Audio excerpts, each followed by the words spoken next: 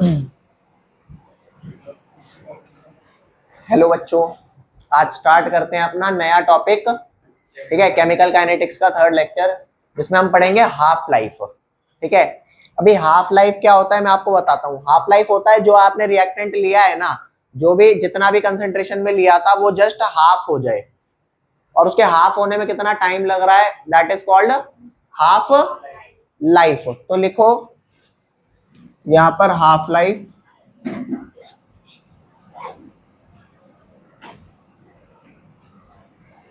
इसकी डेफिनेशन चेप देते हैं पहले। तो डेफिनेशन क्या है? द टाइम रिक्वायर्ड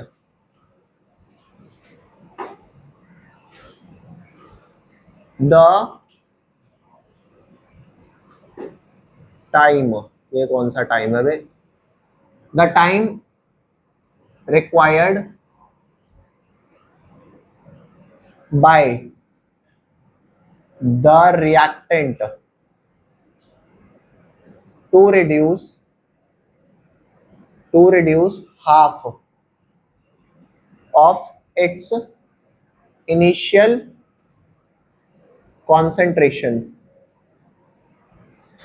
ध्यान देना बच्चों, हाफ लाइफ क्या होता है? जो भी आपने इनिशियल कॉन्सेंट्रेशन लिया है वो हाफ होने में जितना टाइम लग जाए, that is called half life of reaction.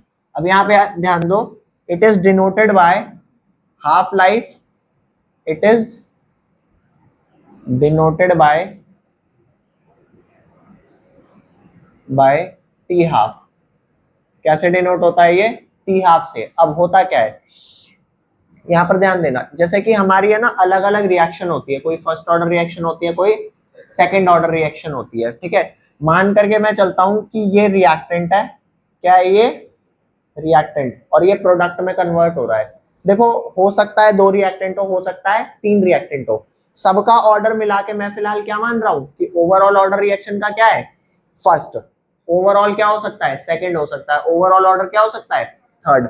तो सबसे पहले हाफ लाइफ भी पढ़ने से पहले मैं आपको डिफरेंट डिफरेंट ऑर्डर की ना रिएक्शन बता देता हूँ, फिर उसमें हाफ लाइफ कैसे पुट करते हैं वो मैं आपको समझा दूंगा।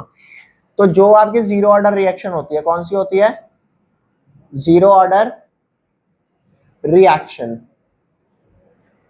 उसमें जैसे आप ये बात तो जानते हो, जैसे मान लो रिएक्टेंट है जो कन्वर्ट हुआ है प्रोडक्ट में, तो रिएक्टेंट की इनिशियल कॉन्सेंट्रेशन होगी, इनिशियल कॉन्सेंट्रेशन को बोलते हैं R0। ये स्क्वायर ब्रैकेट बताता है कॉन्सेंट्रेशन, और अंदर R है मतलब कॉन्सेंट्रेशन ऑफ रिएक्टेंट, और ये 0 को बोलते हैं नॉट, R0 बोल देते हैं, या फिर इसका मतलब होता है concentration of reactant at time 0। क्या बोलते हैं इसको? इसको बोलते हैं हम concentration of reactant at time 0। और 0 टाइम पे जो रिएक्टेंट की कॉन्सेंट्रेशन होता है उसे क्या बोलते हैं? Initial concentration. ठीक है भाई। अब रिएक्टेंट कन्वर्ट होगा प्रोडक्ट के अंदर, तो रिएक्टेंट अगर प्रोडक्ट में कन्वर्ट होगा तो जो खत्म हो गया वो तो छोड़ो, अब बच क्या गया उसकी बात करूं तो उसको बोलते हैं रिएक्टेंट की कॉन्सेंट्रेशन एट टाइम टी। क्या बोलते हैं उसको?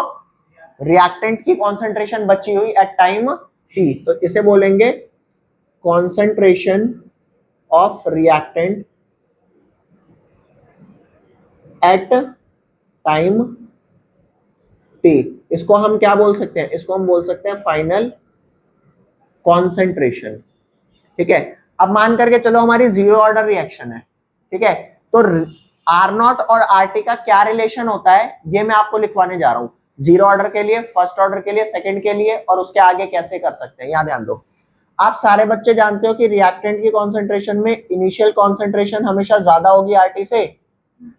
बोलो जी, ये ज्यादा होगी। तो अगर ये वाली कंसेंट्रेशन ज्यादा है तो क्या मैं दोनों को इक्वेट कर सकता हूं? बोलो भाई, क्या दोनों को इक्वेट कर सकते हैं? नहीं कर सकते। क्यों? क्योंकि RT तो छोटा है ना, तो RT को R0 के बराबर करने के लिए यहाँ कुछ ऐड करना पड़ेगा। तो क्या ऐड करेंगे यहाँ पे? KT। क्या ऐड करेंगे? KT, where K is rate constant जो मैंने आपको पीछे पढ़ाया है, एंड T इज टाइम। तो ये आपका वो रिलेशन है जो जीरो ऑर्डर की हर इक्वेशन फॉलो करेगी between R0 RT rate constant and time. ये हमारा वो वर्किंग फॉर्मूला है जो हमारे को याद रखना है। Is that clear? ऐसा ही एक फॉर्मूला फर्स्ट ऑर्डर के लिए भी है। वेट बच्चों एक सेकंड, दिखाई नहीं दे रहा एक तो।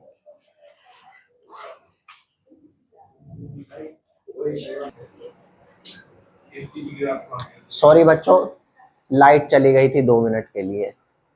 दोबारा स्टार्ट करते हैं। मैंने क्या बोला? आर नॉट, आर टी, के और टी के बीच में रिलेशन जो जीरो ऑर्डर की हर इक्वेशन फॉलो करेगी वो ये इक्वेशन है। याद करने का तरीका simple, R naught initial concentration हमेशा बड़ी होगी फाइनल से, बोलो तो इनिशियल ग्रेटर है फाइनल से, तो फाइनल में कुछ ऐड करेंगे तब वो इनिशियल के बराबर होगी। ठीक है, तो ये आपकी हो गई जीरो ऑर्डर की रिएक्शन। उसके बाद हमारी आती है क्या? फर्स्ट ऑर्डर की इक्वेशन। उसे याद रखने का एक बड़ा मजेदार तरीका है, सेम इक्वेशन है, बस आर नॉट के साथ भी नेचुरल लॉग की टर्म लग गई है और आर टी के साथ भी नेचुरल लॉग की टर्म लग गई है और के टी के साथ नहीं है। तो लिखो फर्स्ट ऑर्डर की इक्वेशन क्या होती है?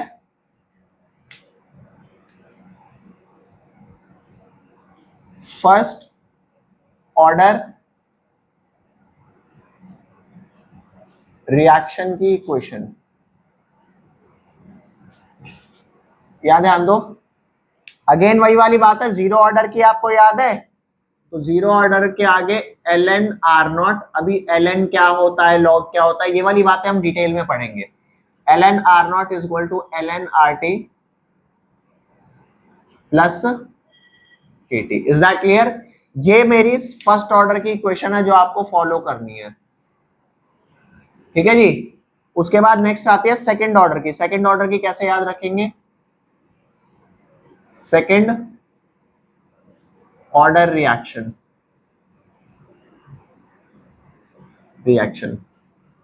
बच्चों आप सारे बच्चे जानते हो, जैसे मान करके चलो अगर 4 बड़ा है 2 से और मैं इनका रेसिप्रोकल ले लूंगा 1/4 और 1/2, तो अब कौन बड़ा है? 1/2 बड़ा है ना। तो जैसा कि आप लोग जानते हो कि आर नॉट बड़ा होता है किससे? आर टी से। तो अगर मैं रेसिप्रोकल ले लूंगा तो क्या हो जाएगा? 1/आर naught smaller than 1/। Is that clear? तो अब ये सेकंड ऑर्डर को याद करने का तरीका है। क्या तरीका है? यहां ध्यान दो, 1/RT बड़ा है ना, तो 1/RT को इधर लिख लो इज इक्वल टू 1/आर नॉट प्लस केटी। एड सब में केटी करना है। अब इसी को मैं थर्ड ऑर्डर के लिए एक्सपैंड कर देता हूं कि थर्ड ऑर्डर के लिए क्या है, जैसे सेकंड ऑर्डर में आर टी की पावर 1 है ना, आर नॉट की पावर 1 है और यहाँ पे एक केटी ऐड हुआ है। अगर हमारी थर्ड ऑर्डर इक्वेशन आ जाएगी तो थर्ड ऑर्डर इक्वेशन में क्या हो जाएगा? कुछ नहीं है, बस यहाँ पे स्क्वायर स्क्वायर लगा देना है। 1/RT की पावर 2 इज इक्वल टू 1/आर नॉट की पावर 2, ठीक है भैया, प्लस 2 KT। बोलो थर्ड ऑर्डर होगी तो पावर 2 लगा दिया, फोर्थ ऑर्डर होगी पावर 3 और यहाँ पे 3 KT, मतलब जिस ऑर्डर किया उससे एक कम। तो अगर गलती से तुम्हारे को nth ऑर्डर की रिएक्शन मिल जाती है, जो कि ऑब्वियस सी बात है एनसीईआरटी के अंदर नहीं है, लेकिन क्योंकि उतना बड़ा टॉपिक नहीं है तो बता देते हैं। nth ऑर्डर है ना, तो अगर यहाँ n है तो यहाँ पे n-1। Very nice. तो 1/RT की power n-1 is equal to 1/आर नॉट की power n-1 plus n-1 KT। Is that clear? ये ऑर्डर है जो फॉलो करते हैं। हमारे को डीप स्टडी किसमें करनी है? एक डीप स्टडी हमारी होगी सबसे ज्यादा फर्स्ट ऑर्डर में, फिर जीरो ऑर्डर में, फिर सेकंड ऑर्डर की बस आपको इक्वेशन बता दी और कुछ नहीं। ये वाला पार्ट आपका एनसीईआरटी में नहीं है, आप पहले से नोट डाउन कर लो सारे। तो जैसा कि आप लोगों ने ये देखा कि हाफ लाइफ का कॉन्सेप्ट जो होता है ना, वो ये होता है कि वो टाइम, जैसे हमारे को पता है कि हमारी हाफ लाइफ हुई या नहीं हुई, नहीं पता, क्योंकि हमारे को अपनी फुल लाइफ नहीं पता। वंस हमारे को हमारी फुल लाइफ पता लग जाए तो हर इंसान की अपनी हाफ लाइफ आएगी नहीं आएगी। तो वैसे ही हर रिएक्शन का एक वो हाफ टाइम आता है जब रिएक्टेंट क्या हो जाता है? आधा। जैसे हमारा पता लग पाए ना लग पाए, लेकिन इनका पता लग जाता है। समझ रहे हो बात को? तो यहां पर ध्यान दो कि जीरो ऑर्डर की हाफ लाइफ, ठीक है। अब मैं हाफ लाइफ का कॉन्सेप्ट आपको समझाता हूं। पहले ये बताओ, ये वाला पोर्शन सारा मिटा दूं अगर आप ये सारा लिख चुके हो तो? ये वाला लिख चुके हो। अब मैं ये सारा पोर्शन, आपकी कॉपी में ये जीरो ऑर्डर इक्वेशन होनी चाहिए, ये फर्स्ट ऑर्डर इक्वेशन होनी चाहिए, और क्या होनी चाहिए? ये सेकंड ऑर्डर। बाकी का नहीं पूछा हुआ, ये तीन ऑर्डर की रिएक्शन होनी चाहिए। मैं तीनों के हाफ लाइफ आपको निकाल करके दिखा रहा हूं, ठीक है। ये सारा मिटा देते हैं। तो हाफ लाइफ की अगर बात करें तो हाफ लाइफ का ना एक रूल होता है, यहां ध्यान दो। आपको क्या पता लगेगा कि एक पर्टिकुलर टाइम पे आरटी कितना बचा हुआ है? नहीं पता लगेगा ना। लेकिन अगर मैं इक्वेशन में टी को क्या लिख दूं? T half. क्या लिख दूं? टी को। तो ये बात कंफर्म हो जाएगी कि बेटे जो तू आरटी बचा हुआ है ना, वो इनिशियल का क्या है? हाफ। Half of initial. तो यहां ध्यान देना, एक कंडीशन होती है कि at T is equal to T half. जैसे ही टी तुम्हारा टी हाफ पहुंचेगा ना, तो आरटी की कॉन्सेंट्रेशन क्या रीच कर जाएगी? आरटी की कॉन्सेंट्रेशन रीच कर जाएगी आर नॉट अपॉन में 2। तो अगर मैं निकालने चल रहा हूं क्या? T half of zero order reaction, zero order reaction, तो चेक करके देखो। We know R naught is equal to क्या होता है? R T plus K T. अरे बोलो भाई। तो अब जब भी दुनिया में, जब भी आप ये लिखें कि at T is equal to T half, जब भी आपने टी को टी हाफ लिख दिया, आर टी को आर टी नहीं रहने देना। क्या लिख देना है?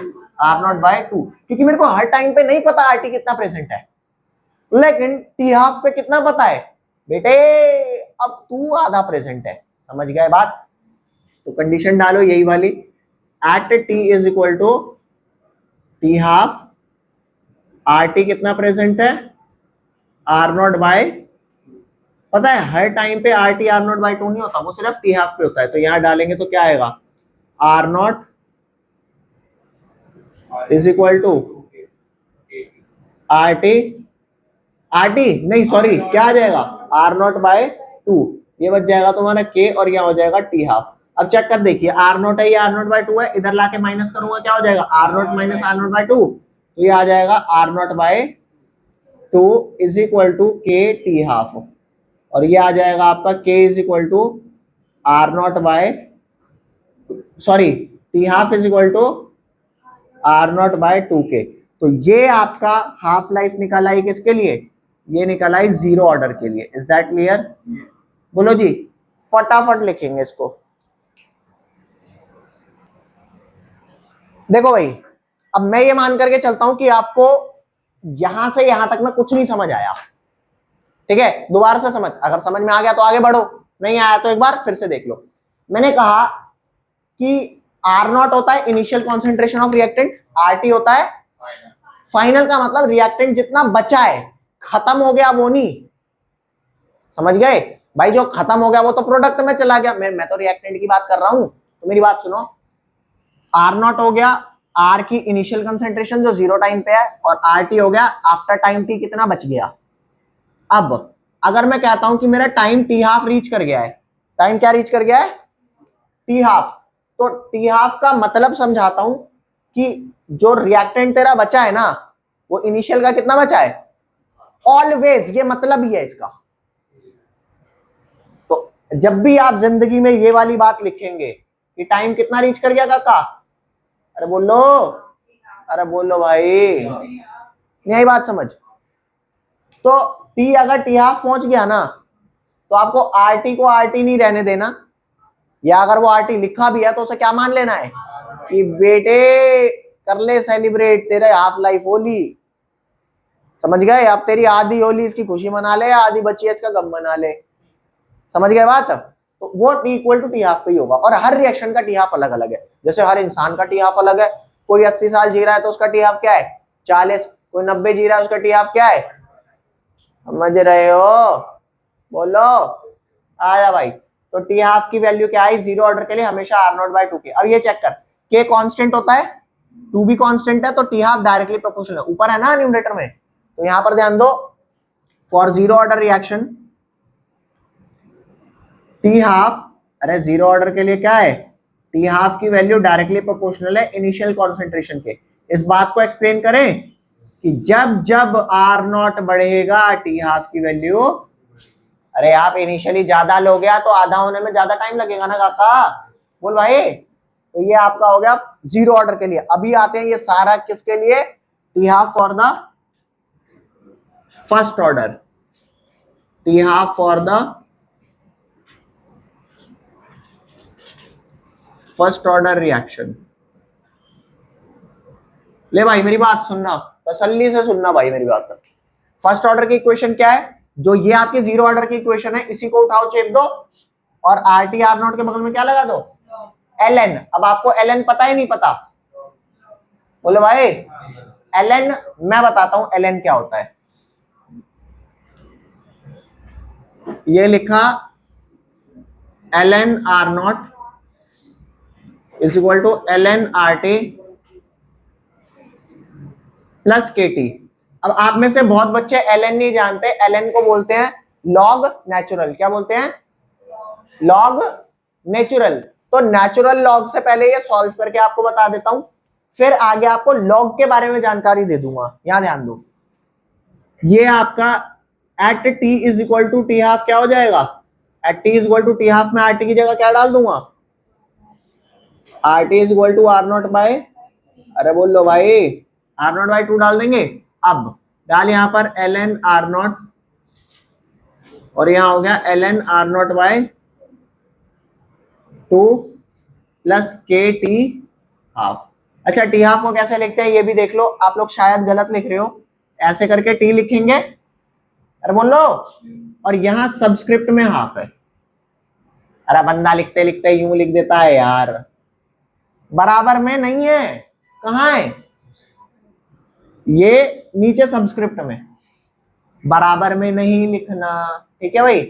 ये लिखो इसे फटाफट।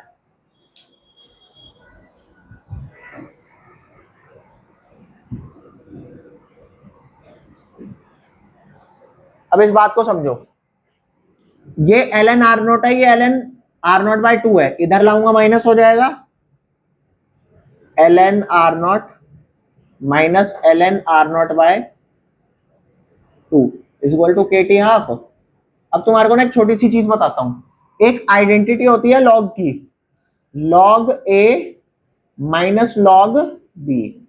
लॉग ए माइनस बी में ऐसा नहीं होता कि लॉग लॉग कॉमन निकाल लो, अरे बोलो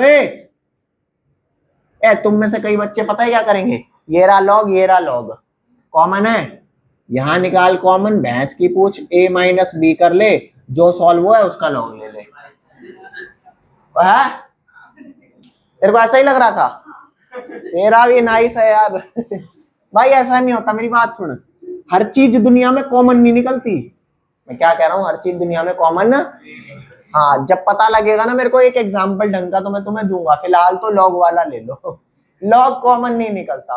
तो मेरी बात सुनना, यहाँ क्या होता है, लॉग ए माइनस बी लिखा जाता है log A divided by B, अरे बोल लो log A divided by B. एक और आइडेंटिटी होती है क्या, log A plus log B. तो जैसे आपने माइनस में डिवाइड किया ना, प्लस में क्या करेंगे, ए मल्टीप्लाई बी। तो फिलहाल ऊपर कौन सी आइडेंटिटी लगेगी, माइनस वाली ना, तो ये आपकी लग जाएगी क्या। देखो बच्चों, अगर कई बायो वाले बच्चे होंगे जिनको लॉग नहीं समझ में आया होगा, मैं आपको बस ये कह रहा हूं फॉर द टाइमिंग ये आइडेंटिटी याद रखो, फॉर द टाइमिंग मैं आपको इस या फिर नेक्स्ट लेक्चर में जस्ट आपको पूरा लॉग का बेसिस समझाऊंगा।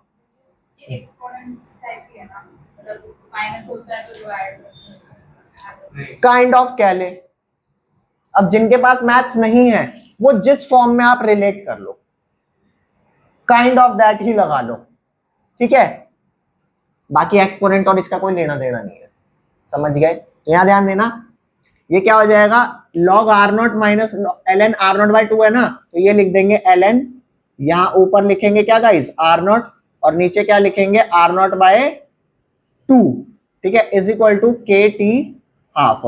अब आर नॉट से आर नॉट कैंसिल हो गया, टू ऊपर आ गया, तो ये हो गया आपका L N to K T half. और मैं आपको एक चीज बता देता हूं, क्या हो गया ये के टी हाफ।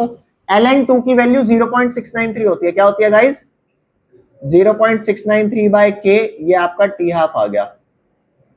आप बस मेरे को इस छोटे से क्वेश्चन का आंसर करेंगे, बहुत छोटा सा क्वेश्चन। क्या इस पूरे एक्सप्रेशन में कहीं इनिशियल कॉन्सेंट्रेशन वाली टर्म है? जैसे यहां तो थी ना इनिशियल कॉन्सेंट्रेशन वाली आर नॉट टर्म, यहाँ पे है क्या? नहीं है। तो अगर यहाँ पे आर नॉट नहीं है मतलब टी हाफ को आर नॉट की जरूरत। मान लो कोई एक बच्चा हो, एक एग्जाम्पल लेते हैं, कोई एक बच्चा हो, उसके पापा ने उसे सुबह 100 रुपए दिए, शाम को पूछा कितने बचे हैं, कह रहा 0। तो पापा कहेंगे अरे मेरे लाल को लगता पैसा कम पड़ गया होगा। तो वो क्या करेंगे, कोई नहीं बेटा तू 200 रुपए ले। फिर पूछेंगे शाम को बेटा कितने बचे, कहेगा 0। पापा ने कहा यार बच्चा कम पड़ रहा है पैसा, उनने दे दिया 1,00,000 रुपया बच्चे को। और बच्चे से पूछा बेटा शाम को कितने बचे, कहता पापा 0। कहता है बच्चा ही हरामी है। यूं नहीं देने लायक एक भी रुपया, क्योंकि तेरे को जो दे रहा हूं तू शाम तक क्या कर दे रहा है। अरे इनिशियल अमाउंट की कोई इज्जत नहीं है क्या? 100 का भी 0, 200 का भी 0, लाख का भी 0, तेरे को 50 करोड़ दे देंगे तू उसे भी कर देगा 0। इसे नहीं देने का भाई एक भी रुपया। समझ रहे हो बात? तो आर नॉट और टी हाफ में डायरेक्ट रिलेशन है कि आप इनिशियल कॉन्सेंट्रेशन बढ़ाओगे तो ऑब्वियस सी बात है आधा करने में टाइम भी ज्यादा, अरे टी हाफ बढ़ जाएगा ना। यहाँ क्या है, टी हाफ आर नॉट पे डिपेंड ही नहीं कर रहा। आप 1000 किलो लेते हो 500 कर देता है उसी टाइम में, आप 10,000 किलो ले लेते हो 5,000 कर देता है उसी टाइम में। अरे बोल लो भाई, ऐसी रिएक्शनें बड़ी खतरनाक होती हैं, नहीं आई बात समझ? तो यहां पर लिखो जैसे टी हाफ डायरेक्टली प्रोपोर्शनल है ना, यहां पर टी हाफ क्या है, इस केस में टी हाफ जो है वो इंडिपेंडेंट है, किसके इंडिपेंडेंट है गाइस, ऑफ आर नॉट। ओ भाई बहुत खतरनाक रिएक्शन ये वाली, फटाफट लिखेंगे इसको। अगर बच्चों आप सबने ये लिख लिया, 0 ऑर्डर का लिख लिया, फर्स्ट ऑर्डर का लिख लिया, एक सेकंड ऑर्डर का और डिराइव करते हैं, उसके बाद देखते हैं कि वहां टी हाफ कैसे रिलेट होता है। यहां पे टी हाफ आर नॉट के बिल्कुल इंडिपेंडेंट था कि आप जितना भी इनिशियल लो आधा मैं उतने ही का टाइम में करूंगा जितना मेरा टी हाफ है। यहां पे इसने कहा कि आर नॉट आप ज्यादा लोगे तो टी हाफ भी ज्यादा लगेगा, कम लोगे कम लगेगा। अब सेकंड ऑर्डर का देखते हैं भाई साहब, वो तो एकदम ही अतरंग है, समझ रहे हो? ये मिटा दो लेफ्ट वाला पार्ट सारा, चलो भैया लेफ्ट वाला सारा मिटा देते हैं।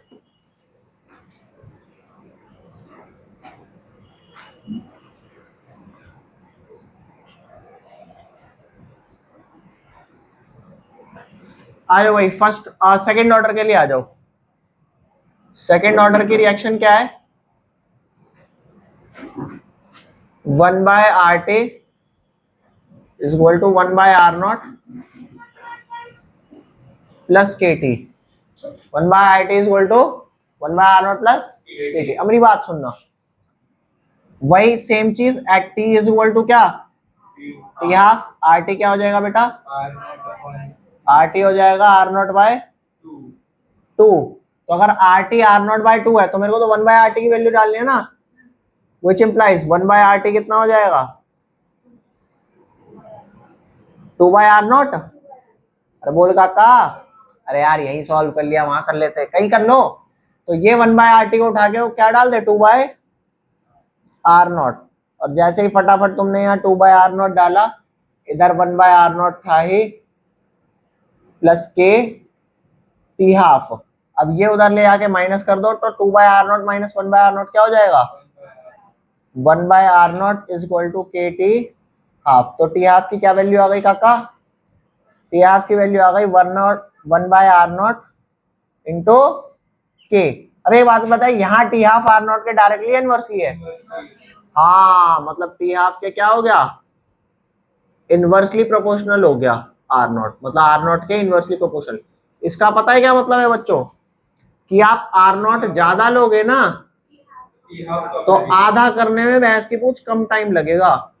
ये वाली वही वाली बात हो गई कि बंदे को मैंने एक रोटी दी 2 दिन तक खा रहा है, मैंने उसे दे दी 500 रोटी, ओह 2 मिनट में खत्म, पलक झपकी वो खत्म। अरे क्या भाई, मतलब क्या है भाई, मैं भाई उससे नहीं खाई जाएगी। 500 रोटी पलक झपकते ही खत्म, और एक रोटी खत्म हो नहीं रही। ये लॉजिकल बात है कोई? ये बिल्कुल इलॉजिकल बात है, लेकिन ये लॉजिक है। समझ रहे हो? अरे बोल लो भाई, यहां वो लॉजिक लग रहा है। तो तीन चीजें हमने पढ़ी, जीरो ऑर्डर में टी हाफ के directly proportional R naught, first में इंडिपेंडेंट, और यहां पे inversely related. Is that clear? इसे फटाफट लिखेंगे। चलो बच्चों यहां ध्यान देना। अब मैं आपको करा रहा हूं ये जो रेट इक्वेशन अभी हमने रटी ना, R naught is equal to R T plus K T, L N R naught is equal to L N R T plus K T, या 1 by R T is equal to 1 by R naught plus K T. वो बात अलग है, याद नहीं हुई हमें। ठीक है, मैं तुम्हारे को ये कैसे आई, इसका जन्म कैसे हुआ, वो वाली कहानी सुनाता हूं। यहाँ ध्यान देना। कहाँ है भाई लाल पेन? देखो, इंटीग्रेटेड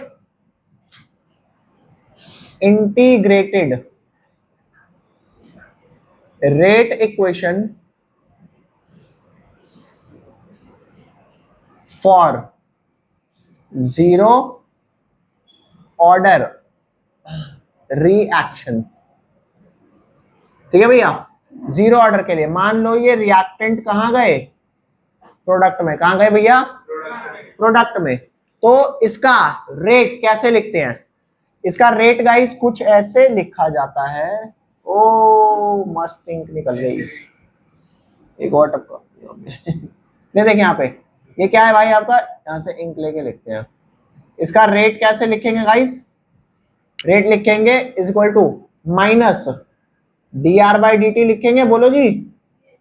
अरे यार डी फॉर स्मॉल चेंज लिख दिया, जैसे डेल्टा लिखते थे ना, डी स्मॉल चेंज के लिए लिख दिया। और तुम्हें यह भी पता है रेट लॉ में रेट कैसे आता है? के इंटू रिएक्टेंट की पावर क्या आ जाएगी? काका कौन सा है? जीरो ऑर्डर दे तो रखा है।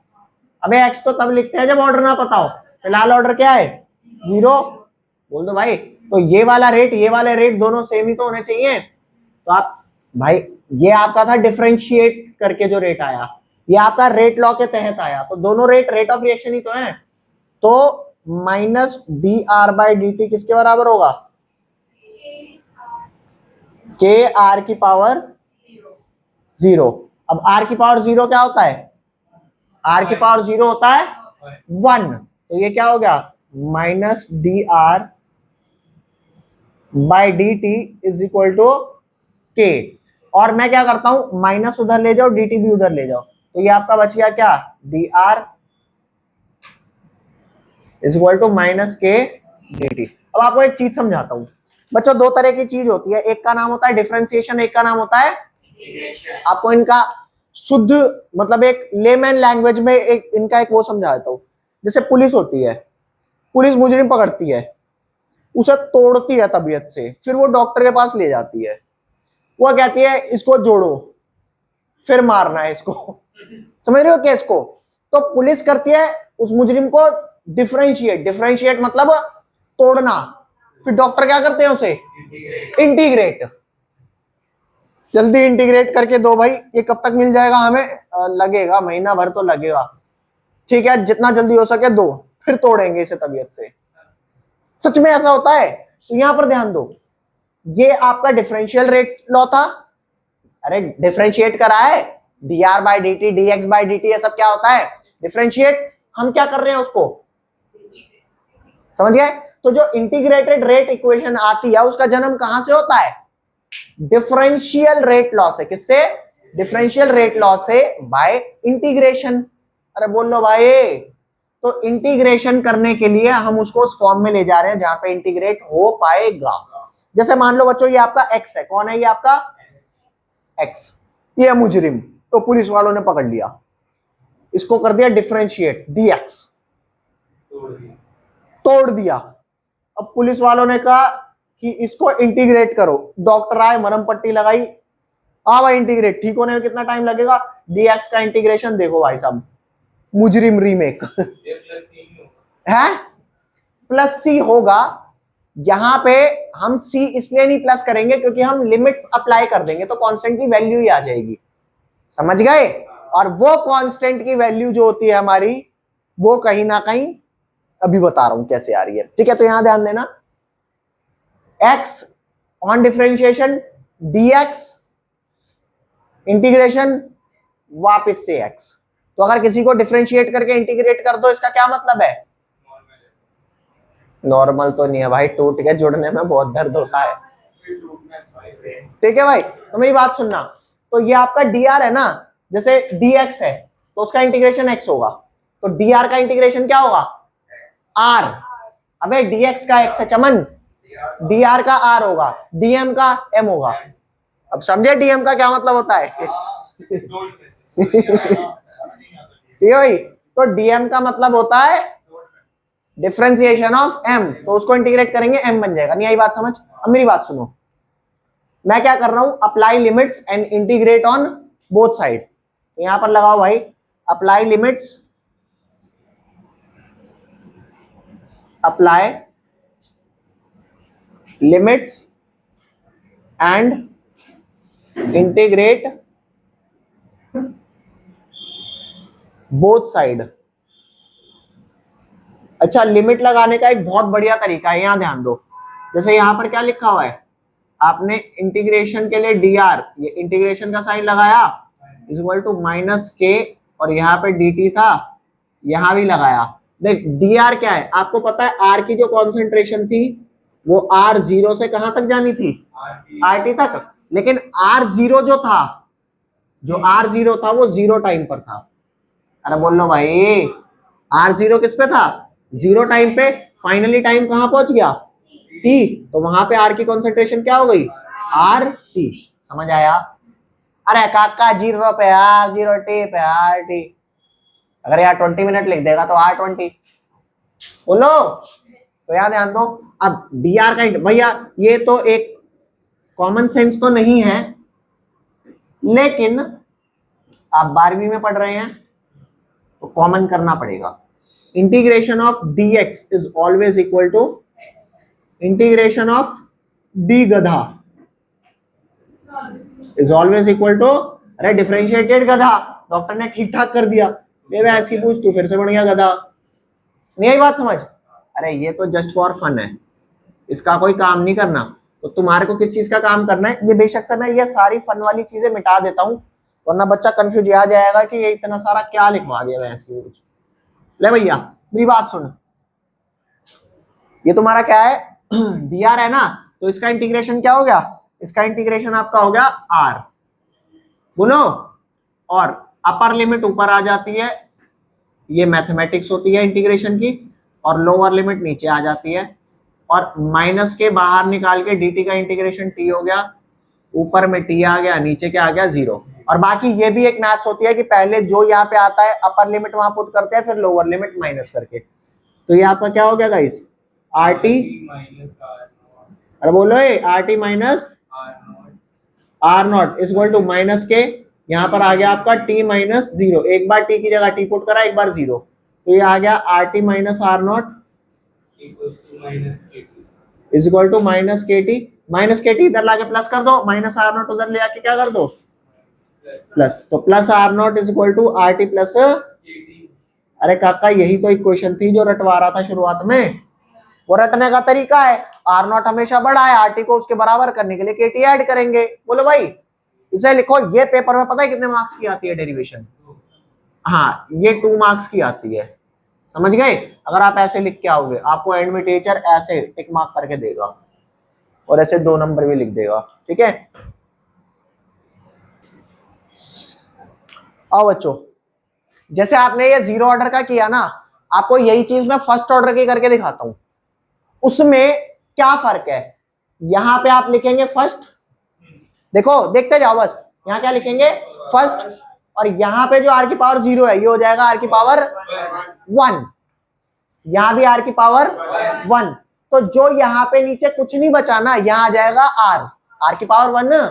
तो फटाफट से फर्स्ट ऑर्डर का 1 सेकंड लगना है, बस आप इसे खत्म कर लो। कैसे? यहां ध्यान दो, ये रहा रिएक्टेंट टू प्रोडक्ट, जो आपने इंटीग्रेटेड रेट इक्वेशन 0 ऑर्डर के लिए देखी।